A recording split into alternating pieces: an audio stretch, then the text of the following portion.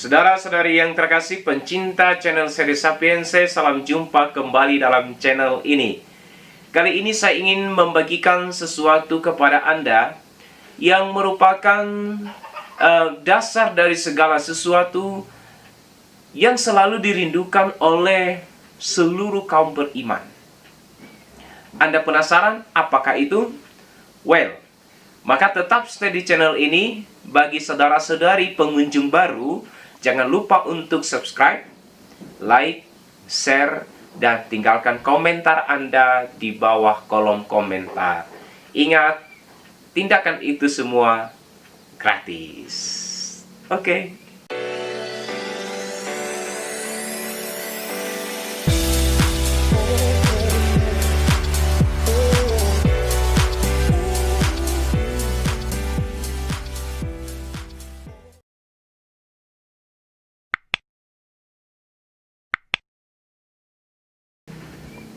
Para saudara-saudari yang terkasih, Anda penasaran tentang apa yang ingin saya bagikan kepada Anda? Ya, kali ini saya ingin membagikan sukacita yang amat besar kepada Anda sekalian. Sukacita ini dasar dari segala harapan Kristiani, pedoman dari semua yang kita cita-citakan, pedoman dari apa yang kita sebut sebagai tujuan akhir kehidupan manusia, yakni surga, kehidupan yang penuh dalam kesatuan dengan Allah. Para saudara dan saudari yang terkasih, ketika Allah menciptakan alam semesta dan juga manusia, Ia tidak lalu membiarkan seluruh ciptaan itu dalam sebuah realitas ketidakteraturan. Allah tidak melemparkan apa yang sudah Ia ciptakan sungguh amat baik ini ke dalam alam liar, di mana tidak ada keteraturan sebagai dasar pedoman untuk sampai kepada tujuan akhir seluruh ciptaan. Allah menciptakan semesta dan manusia dengan tujuan agar manusia mengenal Dia dan pada akhirnya bersatu dengan Dia, Sang Pencipta.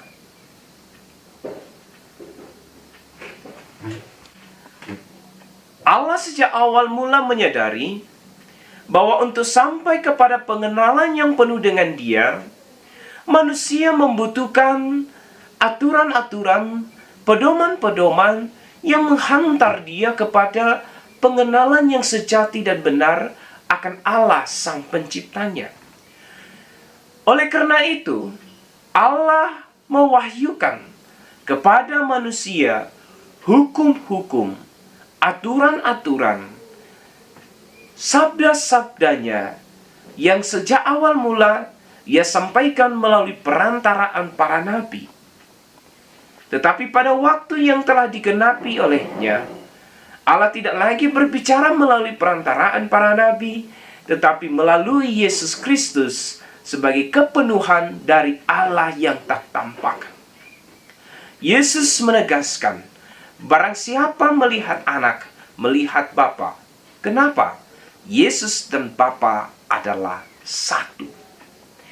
Maka firman-firman yang disampaikan oleh Yesus kepada umat manusia itu adalah seturut kehendak Bapa. Karena Yesus tidak mengerjakan apa yang Dia kehendaki sendiri, tetapi Ia mengerjakan yang dikerjakan oleh Bapanya yang ada di surga.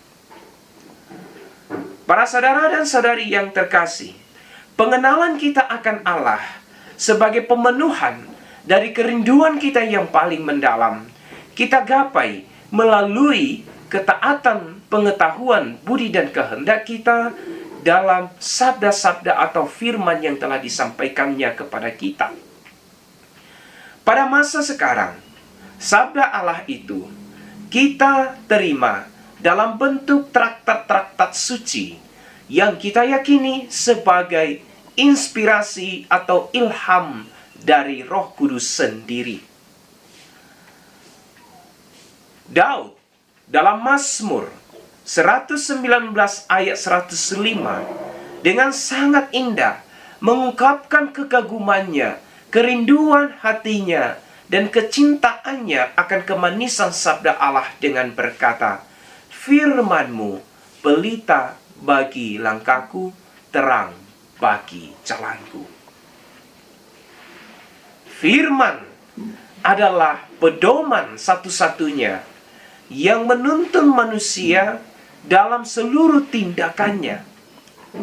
Maka Santo Paulus dalam suratnya yang kedua kepada Timotius bab 3 mengatakan, seluruh tulisan yang diilhamkan oleh Allah bermanfaat untuk mengajar, untuk menyatakan kesalahan, untuk memperbaiki perbuatan dan menghantar kepada kebenaran. Jadi lihatlah, para saudara dan saudari yang terkasih, sejak awal mula Allah telah mempersenjatai orang-orang pilihannya dengan senjata rohani yang sangat mengagumkan. Bahwa Allah tidak ingin satu orang pun tersesat dan lepas dari kerahimannya. Maka ia mewahyukan kepada kita firman-Nya yang menuntun kita kepada seluruh kebenaran yang hakiki. Oleh karena itu, Musa kepada bangsa Israel pada zaman dahulu memeteraikan sabda dan firman ini sebagai pedoman paling dasar untuk seluruh tindakan mereka. Dalam kitab Ulangan bab 6 ayat 6 sampai 7, Nabi Musa menegaskan demikian.